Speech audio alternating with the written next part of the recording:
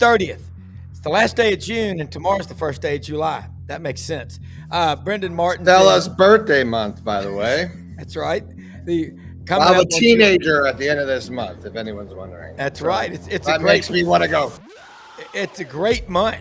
My dad's birthday will be July 13th. Mine's the 22nd. So yeah, it's a great month to be a birthday. Leos. They're all Leos. Right. Got a lot to cover today. Coach Ellis Johnson checks back after being on special assignment for a couple of weeks over in South Carolina. Wil Gunter will join us from 107.5 The Game in Columbia. In the second half, Dave Bartoo, college football matrix, the numbers guy, making sense of college football, coaching staffs, coaching hires, who's looking to hire who is located where, why teams win. If 1 + 1 = 3, it's a smart move. It's a good business deal. Hey, take a picture with your cellular phone of our QR code. We're broadcasting live simultaneously on Twitter, Facebook, YouTube, 7 channels. And then if you don't watch us live, just watch us at your leisure on the exercise bike, commuting, wheels up, Miami to Seattle, podcast city, man. That's what's going on. But look, also, a lot of people walk. We keep it under 60 minutes. So we're formatted for your workout schedule. And Brendan, formatted for your workout schedule. Yes. Yeah. Absolutely. And your walking schedule and whatnot. Hey, I am your steps. I'm on your steps. I'm in your phone. I'm on your computer. I'm on your health workout. You never get enough of the 60 minutes of the hour power. Yeah. And also, if you're commuting to and from work, if you live in Atlanta or Orlando or Birmingham, New Orleans, Little Rock, Memphis, whatever, you could be in. Rob, we're worldwide, baby. Worldwide, baby. We're live. Let's get Coach Ellis Johnson in here right now. Coach, and Wil Gunter has just checked in. All about bikes. We're gonna talk about it today. Coach, Wil does a show all over South Carolina. Made an announcement that he is going to be moving from the mornings to the afternoons, and college football in the state of South Carolina is really big. I watched over the weekend just some more of that Clemson South Carolina game from last year. Folks, do not sleep on the Palmetto State. Lenora Sellers and Cade Klubnik are 2 of the best quarterbacks. If you look at any list, everybody loves them. And Coach, say hello to Wil, and we're going to get started breaking down the SEC, because I think what Shane Beamer has been doing is building steadily toward what's going to happen this year. I want your thoughts on the job he's doing, and then Wil, jump on in after that. Well, I certainly know Wil and does a great job. Good to kind of connect with you again. Yes, sir. Good to see you. That is, Rob, you took everything I was going to say. I mean, you got little old South Carolina, and you got 2 of the best 5 quarterbacks by some estimates in the country. Yeah. And one of the other things unique about the quarterback thing is that Klubnik will play Nussmeier opening game, and he's one of the other 5 in some people's estimations. So I just think it's pretty unusual that they have those 2 players in the state at the same time. Yeah, Wil, the excitement this time a year ago, compare it to the anticipation right now. Yeah, I mean, last year they were coming off a 5-7 season, and you had a quarterback that I think we in state knew about because he was an in-state guy from South Florence, and so the hype was local and not national. Yeah, and even if you go back to what he did in 2023 in his limited action, there was a long run against Vanderbilt where he felt like he ran over 11 Commodores. There was a long throw against Furman that was right on the money. So it was all kind of local hype, if you will, in the state. And well, now this year you've got a guy who's showing up as a top 5 draft pick, is on ESPN's top 5 draftable players. You got him getting all kinds of attention and love. I don't know what his EA Sports ranking or rating is going to be. Good Lord, who knows what they're going to, after what they did to Nick Harbor last year with a limited showcasing of ability. But I'm with Coach. I mean, that's a good point. I didn't actually put that together. I knew Nussmeier. I knew Clemson played LSU, but you're going to have Nussmeier play Klubnik, and then on October, I think 11th it is, Nussmeier and Sellers in a rematch of last year. Hopefully, Lenore's can stay healthy for this game. Yeah, Coach, SEC, we got 16 teams. Last year, the Big 12 had 16 teams. They picked Arizona State last. In the odds of nobody's picking South Carolina last, but what would it mean to that state if South Carolina could run the tables, go to Atlanta, and hold up that trophy for the SEC championship? They've been there. Gosh, I don't know. It'd be unbelievable. They only have one conference championship in their history, and that was back when they played in the ACC. Yeah. And then we went to the championship game, but lost to Auburn the year they had Cam Newton. Yeah. Cam Newton played 1 year basically of college football. He got on the field at Florida, Brendan, but he didn't play much. He was a goal line specialist or what, a Tebow guy. But when he was at Auburn, we had to play him twice. So yeah. I had to play him twice in one season, and neither one of them were very good outcomes. But it would just be unbelievable. And I don't know. I think they got some concerns on defense. They lost so many good players, and they still, are not sure that they've got a roster that could win the SEC. But I can tell you, they can beat anybody on any given weekend, no doubt about it. Well, 5 players off that defense drafted, from the Carolina team. And so you start looking at it, the schedule, it's just a reverse of what you had last year. And I want to talk about South Carolina here, then I want to start bouncing around the SEC, because when I got smart people on this show, got to tap into those brains, but kind of break down the schedule, areas that you're most concerned about as of June 30th. A lot hadn't happened in the next 2 months, and it will. Well, I want to go back to what Coach just brought up, about the 5 guys. And Coach, you've been there, and I know you've done this for a long time. Everybody here is talking about losing Nick Eamon-Warry, who should have been could have been a first round pick. When you coached, is it harder to lose a guy like Nick Eamon-Warry, who's just a physical specimen, who's back there, who kind of defies what you would have as a typical safety? Is it more difficult to lose a guy like Demetrius Knight, who was the quarterback who had the green dot?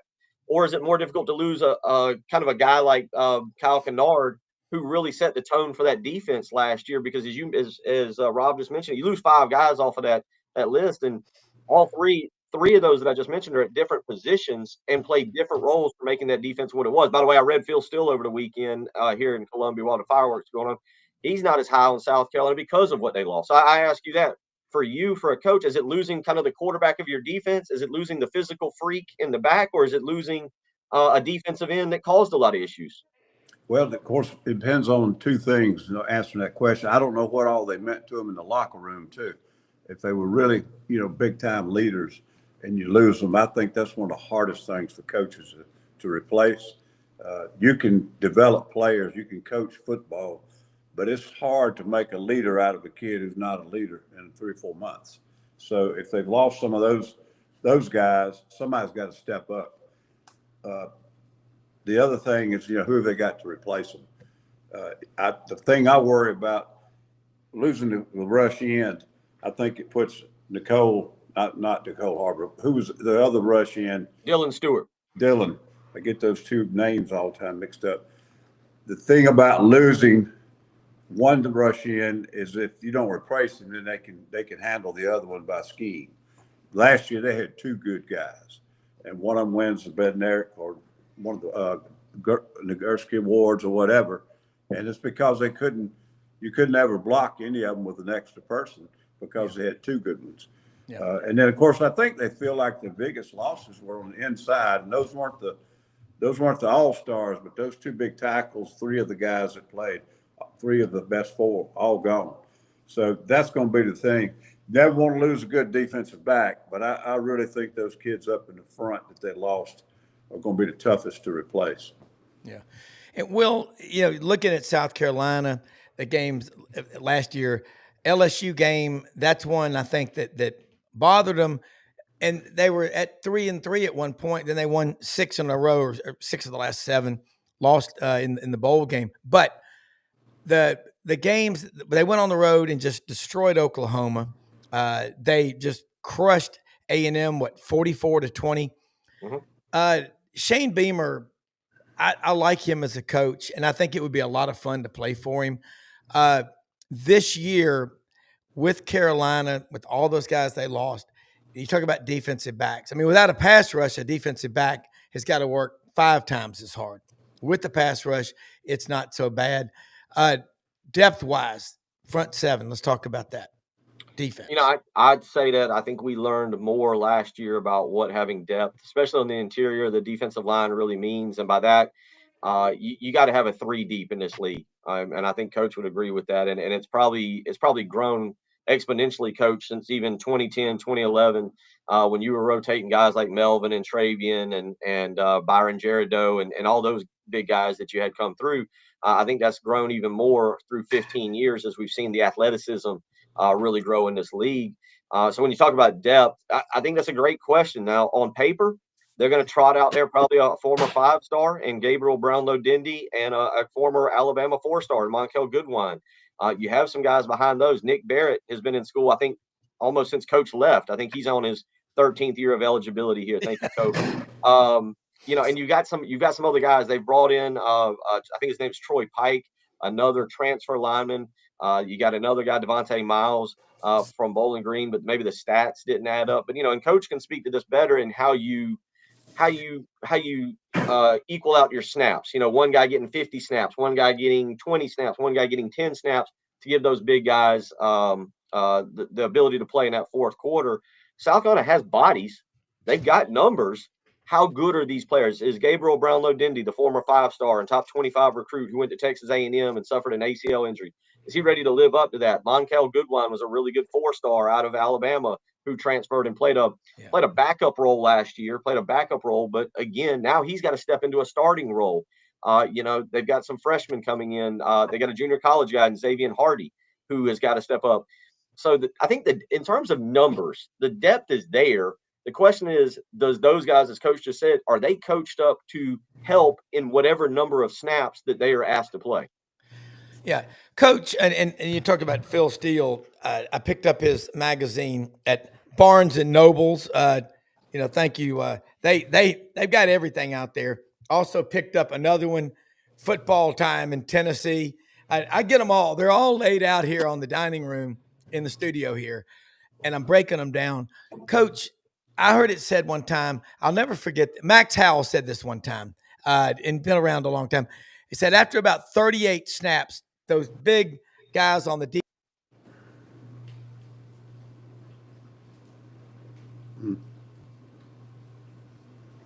Oh.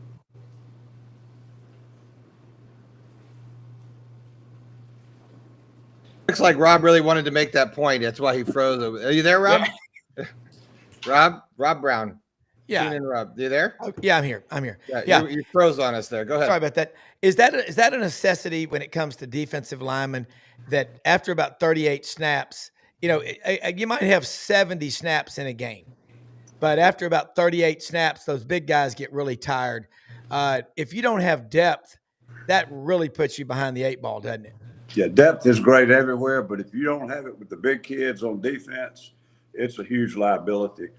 Brad Lloyd was our defensive line coach when I was there, and Brad used to always say that, if you lose a big kid, meaning stripped out, fatigue or whatever, if you lose one during the course of a game, you're not going to get him back that day. You could have a receiver run a couple of deep routes, and he's out for about 3 snaps. He'll come back and play, full speed. You get a big kid like that, and he'll never get back to being able to play at the top level. And so he would always rotate them early in a game. Yeah. And it wasn't a time necessarily where you felt comfortable with other guys being in there. You just knew that guy being fresh was better off being in there than the other guy being tired. Yeah. And, when you got great players and the guys behind them are not all that good, it's hard to make that call as a coach, but you got to get them on the field, and you got to make sure those big kids have got it all left for them in the second half. Yeah, I agree. And Will, all right, let's bounce it around the SEC. You talked about y'all had that big win at Oklahoma. You've got them coming in to play in Columbia this year. Sooner Cowboys, yeah, it's going to be an interesting year in the SEC. It is every year. You're saying, hopefully my Sooners will have the best defensive line, best defense overall. QB John Mateer and offensive coordinator Billy Arbuckle lead OU to an SEC title and CFP national championship. Yeah, that'd be a great year if you're an Oklahoma fan.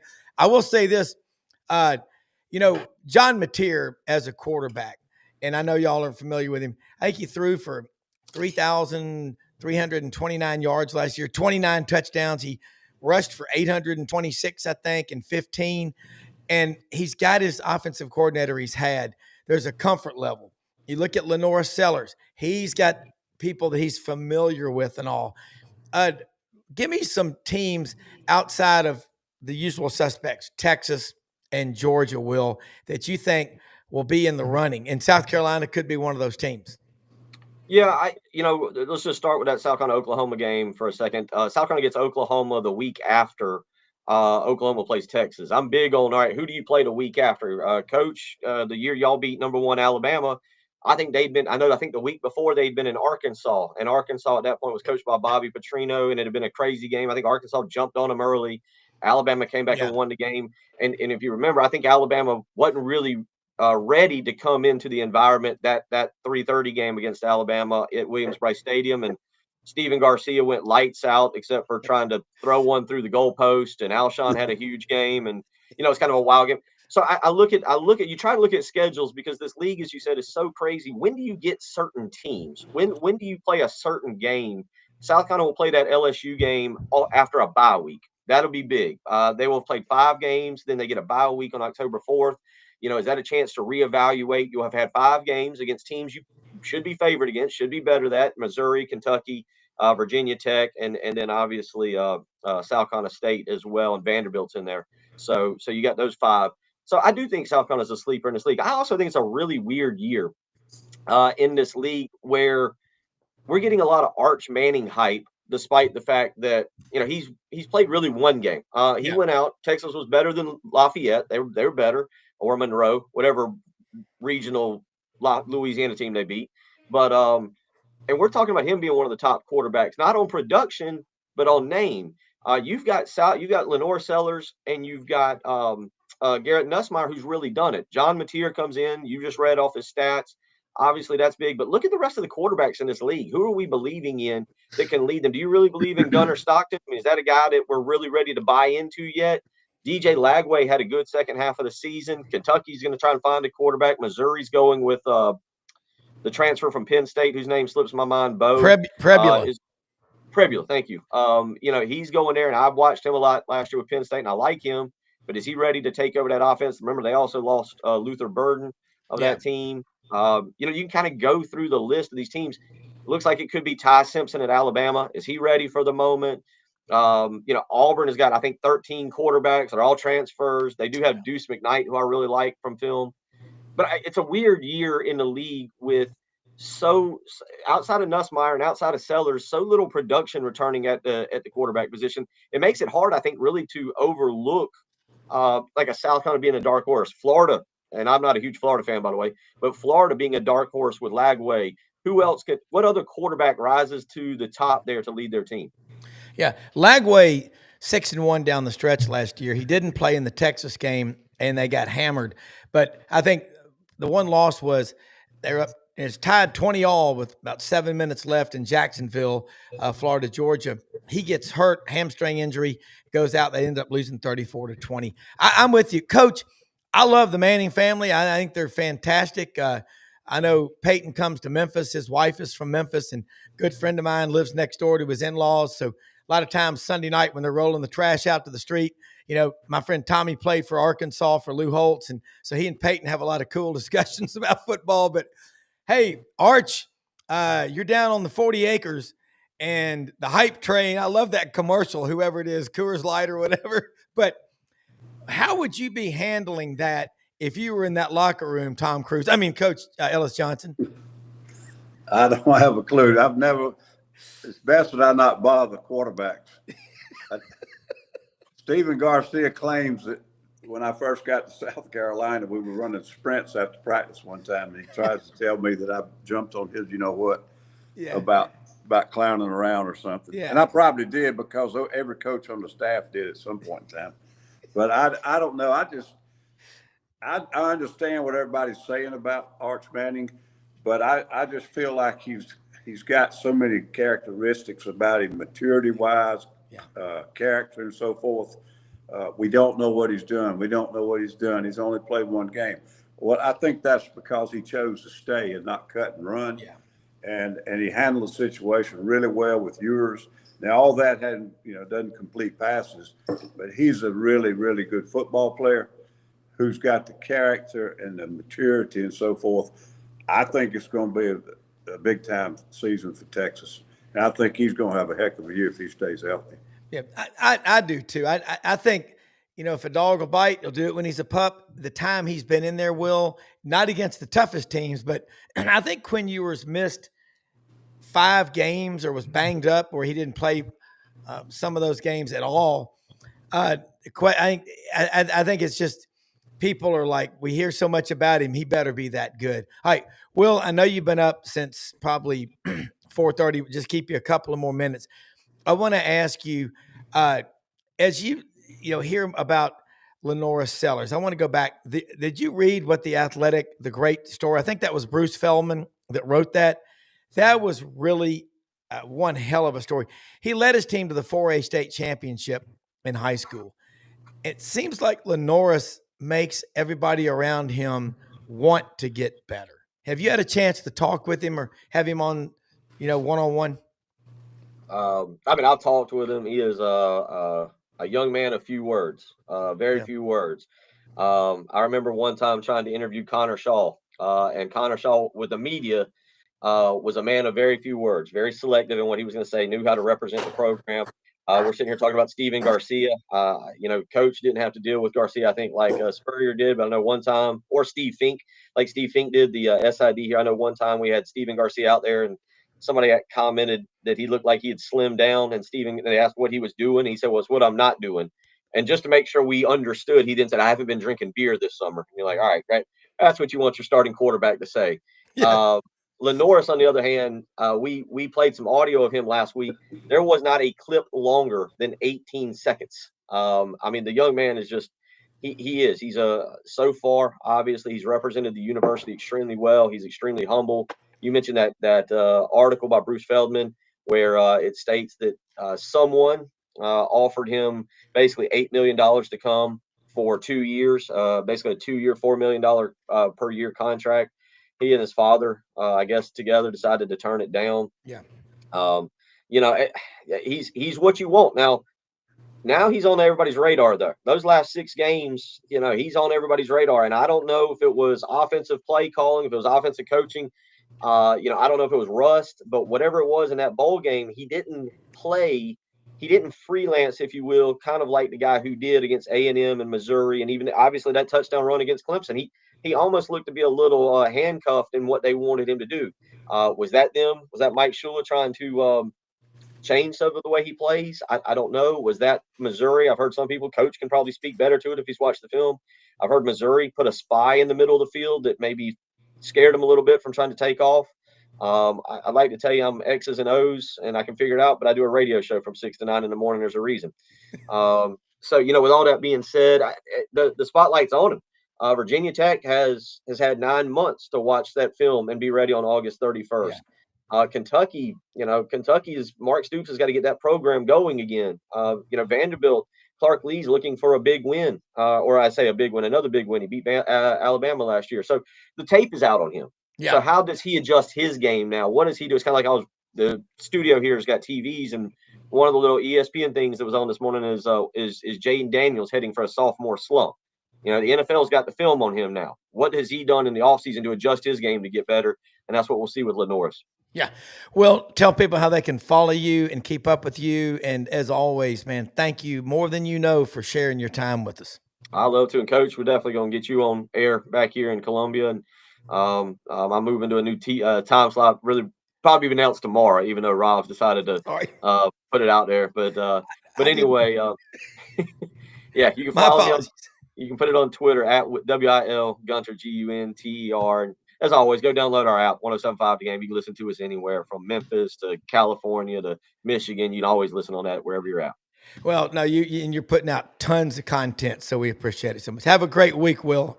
Good seeing both of y'all. Y'all take care. Will. All right. Hey, Coach, we're going to bring in David Bartoo, College Football Matrix from out in Portland, Oregon in just a minute. This is pretty cool comment from Sooner Cowboy.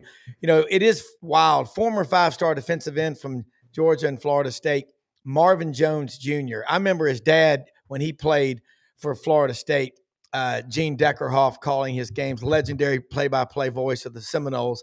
It is hard to believe he's now at Oklahoma. And that's the portal. But I do believe the bigger schools are losing fewer and fewer players if they really want to keep them. And I don't know if we're going to have salary caps or whatever, but I'm against anything that makes college sports more like pro sports. At the same time, if these guys want to be treated like pros in college, then they're going to have to acquiesce and capitulate to the salary caps and to more of the norm standards that they use in pro sports, because you can't just use all your money on 7 or 8 players. And you look at a school like Georgia Tech, that is a program with a ton of super wealthy alumni. I mean, there's a lot of money. Now, they've been uninterested in football for a while. They've got a guy, Brent Key. I think he's the last George O'Leary player. That's the last Tech team that beat Georgia 3 years in a row.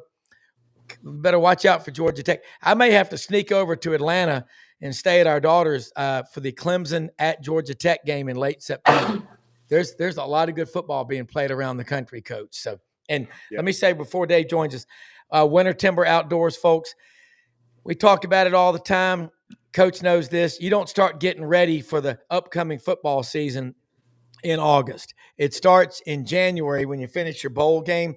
Winter Timber open every day of the week in Athens, Alabama, building stores all over the footprint of the Southeastern Conference. Got a 13,000 square foot store being built in Auburn on University Drive, about ready to open. Hunting, fishing, everything that you do in the outdoors, Yeti coolers, Sitka gear, all that. I mean, waders, duck camp, Dixie decoys, everything. And the St. Nick's knives, all of them at Winter Timber Outdoors. Let's bring in David Bartoo from Portland with us right now. Saw him in the green room a minute ago, but and Coach, that was an interesting conversation about South Carolina and what they're doing. Can't see Dave, Brendan, and hopefully he'll come in with his camera, turn his camera on. But Coach, when you look around all this talk about South Carolina, the way they finished last year, a lot of momentum. I think that's why. And let's talk about Gunter Stockton real quick before Dave joins us. People saw a little bit of him when he came in to replace Carson Beck in the SEC championship game against Texas. And then against Notre Dame, he was not all that effective. But it was really, to me, I haven't seen enough of Gunter Stockton to know one way or the other. But Kirby's not going to put someone out there in Mike Bobo that doesn't know what he's doing.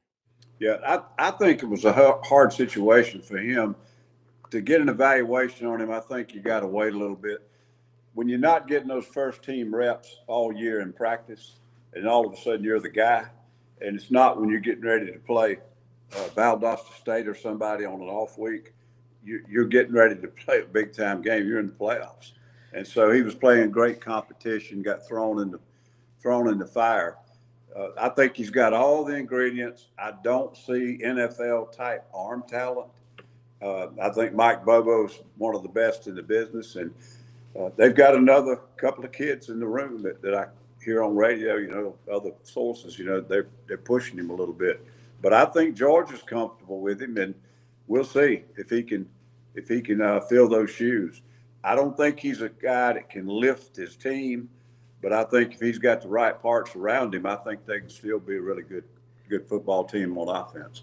Yeah, and I'm sure what we're going to start hearing is he's a game manager. And talking with Greg McElroy when he was up here about a month ago at the Touchdown Club in Memphis for the Spring Speaker Series, I said, Greg, everybody used to say Greg McElroy is just a game manager. Well, he managed to win a national championship as the quarterback at Alabama.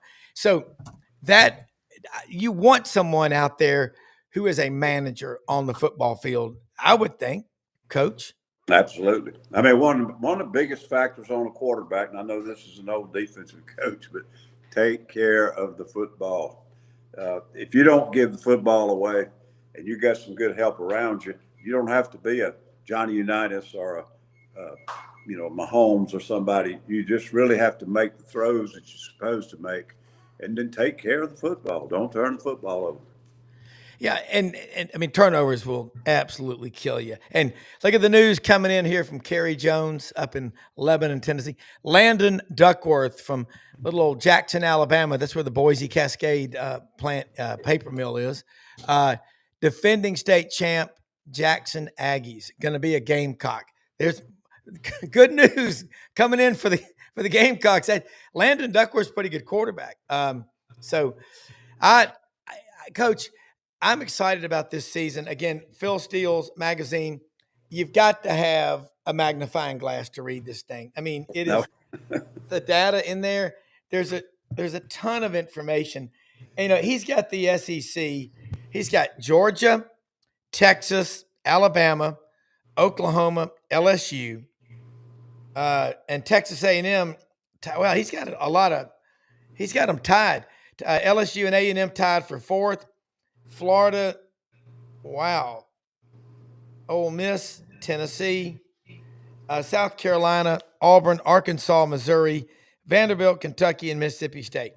So he really likes Oklahoma. And I texted my friend Jim Nagy, who was the former executive director of the Reese's Pieces Senior Bowl in Mobile.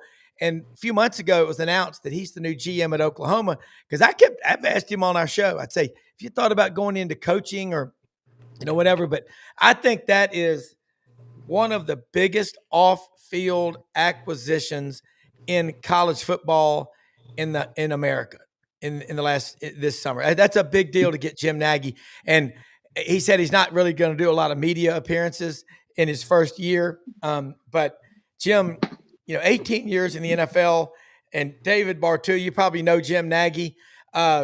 That guy knows what a football player is supposed to look like, what they are. He has coached with, Pete Carroll got a Super Bowl ring, won one with Mike McCarthy and the Packers as well. And then he got two with one of the all-around nice guys in pro football, Bill Belichick, when he was with the Patriots. But Dave, I see you there right now. You're up bright and early. Thank you for joining us. Got Coach Ellis Johnson on with us. And hopefully we can get your signal worked out. But Coach Ellis Johnson, who's been coaching 43 years, I guess he's quasi-retired right now because he's over at Pawleys Island right now, and he's not at a 7-on-7 camp or he's not out recruiting, which is, in today's world, if you're a coach, I don't even know when you get to take off. But Dave, how you doing? I'm doing good. It's out here hunting Bigfoot again in Oregon, and sometimes the signal doesn't come in, That's right. I love it. David, we've been talking in the first part of the show with Wil Gunter over in Columbia, South Carolina. Of course, Coach is over in he's at Pawleys Island, South Carolina right now. But this SEC race, and the coaches, the talent and all. The SEC race, as you see it right now, and the coaching staffs, what can you tell us that we don't know? There's a lot we don't know. I've got Phil Steele's new magazine. I picked it up over the weekend at Barnes & Noble, but you've got a database that goes back to 2010 that kind of connects all the dots. Well, tries to. As you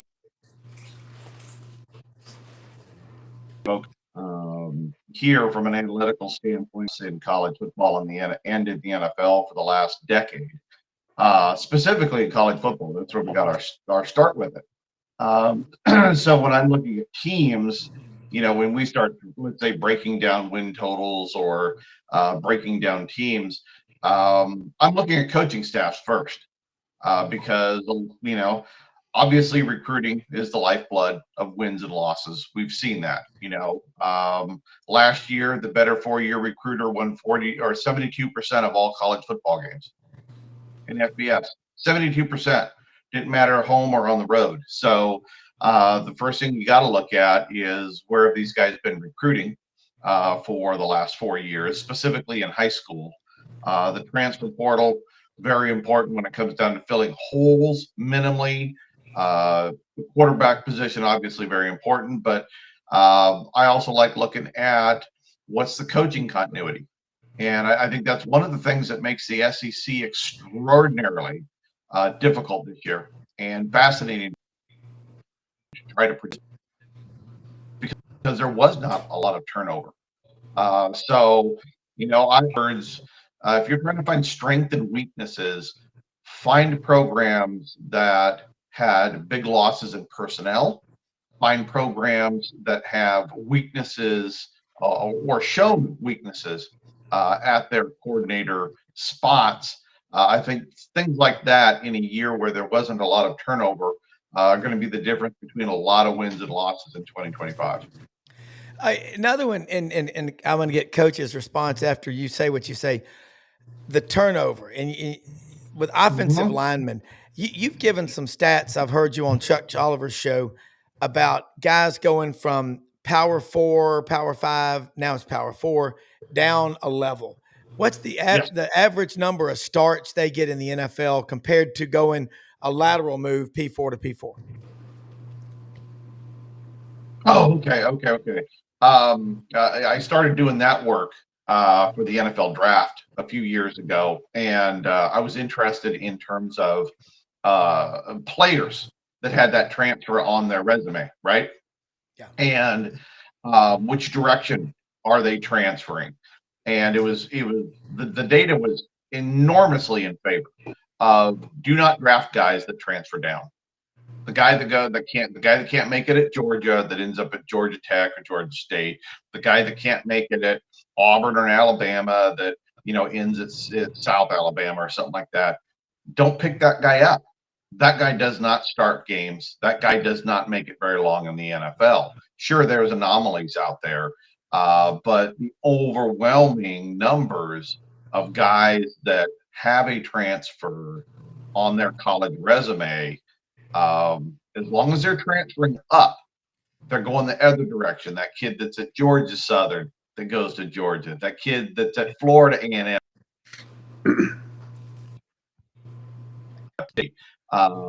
Those guys end up 7 times as many games.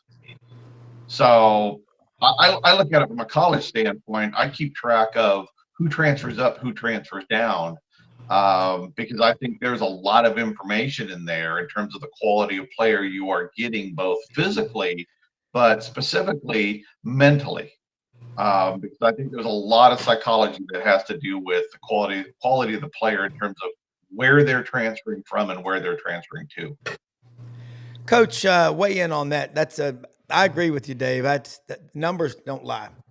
Yeah, I think some of it's common sense. If you have a kid, he wants to leave because he's not playing, and he drops down a level, obviously, that's another evaluation, just like high school recruiting, but it's evaluation against better competition. So they're missing something, either talent or they're missing a little bit of toughness and mental toughness and so forth. Dave, I'd be curious, have you ever done something on more than one transfer? In other words, they transferred 2 or more times during college. I'd be a little hesitant on those guys if I was a pro football scout or a front office. Yeah. I'd be really worried about taking the guys that have 2 or more transfers. Would you know something, Coach? I think you and I might, if we were like in the same room, we'd probably just agree we're not even going to look at those guys, right? Why waste the film? Because to me, it's a red flag. It's like an injury, right? And so, I mean, in the NFL, there's only 257 guys drafted a year, and there's 32 teams, right? So if you're an NFL GM, you're going to end up with 8 to 10 to maybe 12 guys. And then you're going to get some undrafted free agents. And why, if you're concerned about guys, if you're concerned about injuries or red flags, to me, a guy that's transferring all over the place, that's a red flag to me. Now, maybe we just eliminate those guys altogether. Why even look at their film? Why even go through the interview process if that's a guy you simply can't trust? It's easy to mark him off the list. I know people listening right now would probably go, well, what if it was right now entered up twice? You're going to ignore him, Dave? That I'm saying I'm going to ignore the guy that is probably just transferring for money. Right? He's good enough to stick in college, probably not good enough to stick in the NFL. And as a GM, am I going to draft a guy that is just bouncing around for a paycheck where the game takes a back seat to how much money that guy could make on an annual basis? I wouldn't want that mentality in my locker room, and I don't think you would either, Coach. Yeah, well, I agree. Now there are a couple of exceptions, but overall, I just think it's a red flag. There was one of the quarterbacks recently that was a really great player, and I think he started somewhere and he went somewhere else and went back to the original school, and he played well, but I don't know what he ended up doing in the NFL. But I just think that's one of the biggest problems we've got in college football. The NIL has gotten off the tracks, and they've got to do something to get the pay for play under control. But they deserve money. The thing that's putting gas on the fire is the portal and the portal rules. They need to tighten that down. And this thing of transferring many times you want to, getting extra years of eligibility, playing immediately, not having to sit out. Everything they've done to it encourages kids to leave if they get frustrated. Yeah, and I don't know what the answer to calling that area of Wild Wild West is. It's just one of those things that I just assumed that over time they'd figure it out, but until they do, it is going to mess. I was hoping to see things slowing down a little bit, but I look at the spring transfer portal numbers, how many kids left after spring ball, and it's pretty flat. What happened this year was a few more than last year, but it wasn't that big of an increase. So I think we've kind of found a level right now, but I would like to have more continuity for the good of the game and the good of the players. Somewhere there's got to be a happy median where we're getting more continuity and seeing those spring numbers drop and having teams a lot more set going into an upcoming season than having so many move around even in April and May. The free market is working its magic like it always does. I'm starting to notice the big schools. You look at Georgia, Clemson, Auburn, Alabama, Florida, Tennessee. I'm not seeing, they're just not losing a lot of guys that they want to keep. And then I look at a school like Ole Miss that some years has 35 or 40 player turnover. That being said, these guys that are looking for the 6th and 7th and 8th year of eligibility, are they able to now go get a good enough evaluation from the NFL that says, you're not an NFL player, but you're a really good college player, and that's what's pushing this move for the forever college football players? It could be. I'm not sure. I think Coach and I had already established we wouldn't even consider drafting those guys. Yeah. No, I agree with you. I'm with evaluating them. To me, it's just a red flag. If a guy transfers down, he would be off the board. That's it. Yeah. No, I don't polls for people that need to win right now. And coaches are under tremendous amount of pressure today, every day, week in, week out. And I think some of that pressure will get a coach to make a short-term, maybe even a bad short-term decision in order to try to catch life. Yeah. There is job pressure.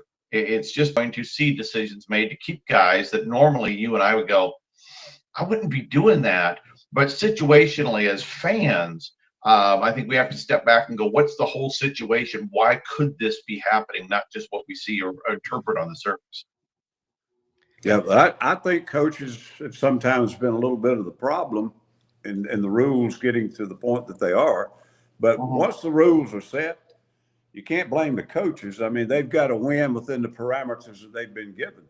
And, if everybody's going to be able to do something and you decide, I'm not going to do that, you may not be in the business very long. I think that sometimes, though, if you look back over the last 20 or 30 years, the way salaries accelerated and so forth, and coaches breaking contracts after coaching somewhere for 2 years, and a lot of those type things. And now some of those same voices are piping up every time something happens with the NIL portal and saying, we've got to get control of this. Well, basically, the players are sort of doing what you used to do. And it's just part of it right now. But I do think we're about to lose control of it, and something's going to have to be done. Or we're just going to have like a league of 20 schools are going to be playing each other, and then they're basically going to be AAA baseball. That'll be. When is the last time you saw an upset? You don't remember it because you just watch the games. It's a bunch of 500 teams with even playing fields. And I agree with, when Rob was saying, anything that gets college football closer to the homogenous business that is the NFL, I'm thoroughly against it. Well, I mean, think about this as fans. Let's be completely honest. Saturday mornings, I'm up, if I'm going to my place in Mississippi, I'm up at 3:15 to duck hunt. If I'm hunting over here in Arkansas, I can sleep in till 4:30 or 5, depends on where I'm hunting on the farm. But college football, I'm up before sunrise. I am so jacked up, and I'm watching them all day, middle of the day, all night. NFL, you're tossing and turning if you're on the couch or in your recliner, dozing in and out of sleep watching the NFL. I mean, God love these NFL games, and the playoffs are exciting, the Super Bowl, but the regular season, you're right. There's not a lot of drama, and that's what makes college football, Dave and Coach, the game that it is it's so passionate and it's so personal. It's like down in the South, you tell someone their team sucks, it's like saying they've got ugly children. Well, what you're seeing, I mean, college sports are never going to be the same as pro sports. The fans are different. The fan bases are different. The sources of income used to be different. What I see right now is the big schools are chasing that TV money. And when they're chasing the TV money, they start trying to formulate conferences and so forth that don't have any geographical common sense, and it doesn't have a lot of the natural rivals are being destroyed or damaged. And, like you just said, they're alumni. That's who the fan base is, or used to be, is the alumni. And everybody loved their school, and they were donating to the school, and they got scholarships and all that. Now they're having to come up with more millions of dollars, and they're having to chase TV. And chase TV, kind of builds the conference, loses that geographical rivalry element to it. I think it's heading in the wrong direction, but, I'm a dinosaur, and I maybe, just can't see the forest for the trees. I don't know. But it's definitely changing, and they better be careful because you got 135 schools, I think, playing 1A football, something around that number. NFL hadn't got, but was it 36? I don't know what they got, 36 teams or whatever. 32, yeah. 32. Yeah. There's a whole lot of difference in trying to manage those two animals. Yeah, I mean, Dave, look at the numbers. 7 teams, 7 rounds of the draft, 32 teams. So that's, do the Jethro Bodine Gazinda math, that's 224. That's it. Only 224 players are going to be drafted. Now, there's a lot of free agents out there. But, you're out there in Portland. You're an Oregon grad. How excited are the Oregon fans about having to, if they want to follow the team, having to fly to Rutgers or Penn State or Ann Arbor during the regular season versus, going to Corvallis for the Civil War or going to Los Angeles or Seattle? I mean, football was a regional game in the 70s. It's a national game now, but that doesn't mean that you got to, have the teams on the West Coast traveling, and the teams on the East Coast have to do the same thing. But what's the feeling among the fans out there with all this stuff? Because it's really affecting y'all. Well, you know something. The fans out here are a different level. You know, and I don't mean that positively. They're not. It's not a 24/7, 365 thing. So you don't have the incredible fanaticism that you have in the Southeast and probably in certain areas of the Big Ten, certainly. But the case in point, look at me, okay, where I'm at. A few years ago, I could go to Washington. I could drive Washington State to Oregon State to Boise. Those were of my house. Now in a conference game in the Big Ten, Washington is still the closest team, and that's about a 4.5-hour drive from my house. Okay. The next closest team for me to visit on the road, and I love road games. That is, I've transitioned from season ticket holder to road games, and then when they moved to the Big Ten, it blew it all up because Nebraska. That's the second closest conference stadium to me. I just Los Angeles is how far? I don't. Los Angeles is about the same thing. It's about 15, 16. Wow. I mean, if I was to drive to UCLA, I think it's a 19-hour. The last time I drove, it was last minute.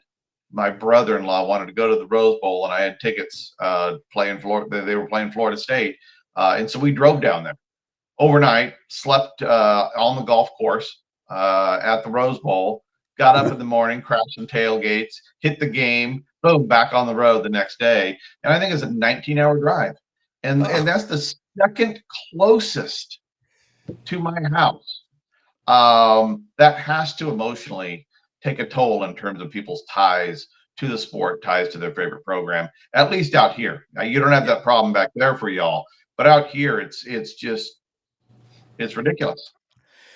Well, I mean, Coach, we think about what makes the SEC so different is the contiguous footprint, and you can see the map over my left or right shoulder, whatever. Yeah, my right shoulder, but it's all connected.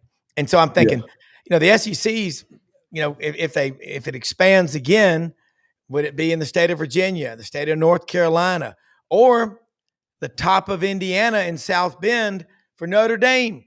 A lot of Catholics in the Southeast. I don't know, but Coach, could you imagine just as a coaching staff and a team, the logistics, Oregon at Rutgers? It is not that difficult to go play, but I'm telling you, it affects you the next week. And even when we would go out and play Texas A&M or in Arkansas, and we got the nighttime kickoff, you walked in the door in South Carolina when you came back at about 6 a.m. or 7 a.m.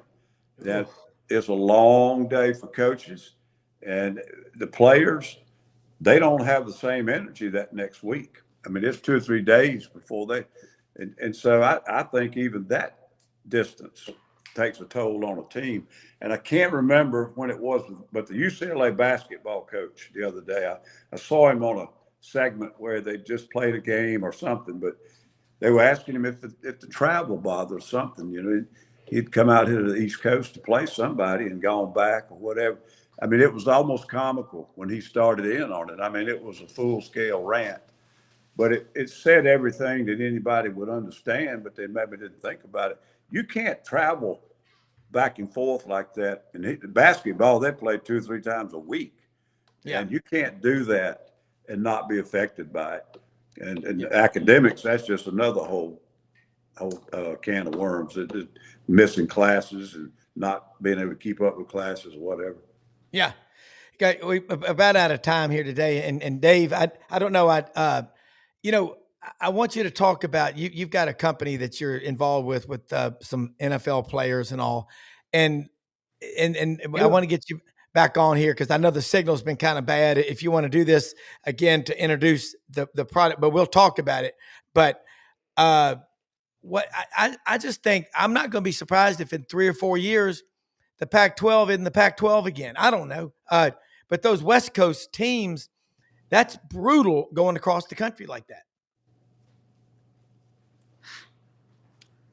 Uh, Look at, I think last year, if you look at the numbers, I think the first 11 Big Ten teams that traveled 3 time zones, so east to west, west to east. Yeah. I think the road team lost and didn't cover to start Big Ten play. It's like the first 11 games. Where it involves somebody going 3 time zones. They not only lost, they didn't cover any of the games either. I'm sure somebody has that right in front of them, but I remember seeing that people were talking about that betting trend that Oregon, I think Oregon broke that trend when they went to Penn State. But for the most part, last year, being on the road in the Big Ten, 3 time zones with teams.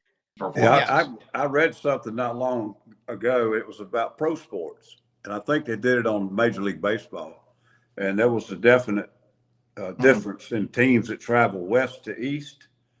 They had a huge difference in the win-loss percentages, opposed to teams that went east to west. And logically, you're losing hours when you come east. Yeah. And so it affected them for those games. My thing with football is I think it would affect you gigantically the next week, as much or more than the game you're playing in. Yeah. I mean, I would think that I've had jet lag. We've all had jet lag. I'm talking, you fly internationally, that wears you out. But you got to sleep on the plane. I mean, that's the thing. And it's teaching these kids how to do it, have a pillow, whatever. But Dave, let us, before we go, I'm going to say something. Landers Ford, folks, open every day of the week except Sunday. Poplar and Houston Levy, 7 a.m., 7 p.m., LandersFordMemphis.com. Ask for Brad Bellamy, the general manager. The Broncos, the Expeditions are in. They're right down the street from Hewlett and Dunn Boot and Clothing Company on the historic square in Collierville, Tennessee. Open Monday through Saturday, 10 a.m. to 6 p.m. Great folks out there. Charles Hall, J.M. Huffman, Raven, the whole staff out there. Duckheads, Filson. They've got Barber. They have everything imaginable. Stetson, Old South, Devil Dog jeans, men's and women's clothing. They've got it all at Hewlett and Dunn. Dave, tell people about your company that you have. We've only got about a minute and a half left, and we want to get you back on. Sorry, the signal was kind of shoddy today, and if you want to do it on another time when it's better, but you got a thriving business out there. Yeah, well, if the signal's good right now, we'll work on getting somewhere better in the mountains around here. Okay. Next week. But my world's collided with my farming and with college football. I got hooked up with the NFL alumni group, working on hemp products for them, and specifically aches and pains and sleep. Those were the areas that all these NFL guys were telling us. This is where they want better help, and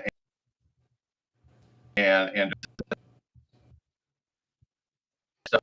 So the biggest seller we have right now is the sleep gummies, the liquid lights out tincture. It's all natural product, and that has been great for so many NFL alumni and a lot of listeners. And I know, Rob, I think you've given it a try. You know how good that stuff is. It worked.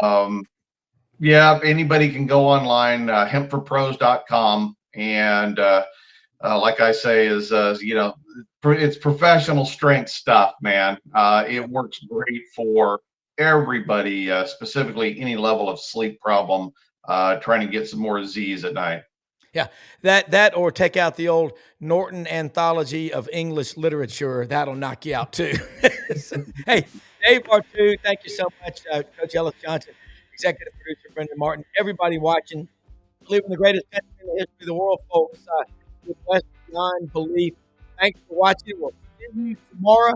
Watch the channel tonight at 9 p.m. Eastern for the Bunny Martin Show.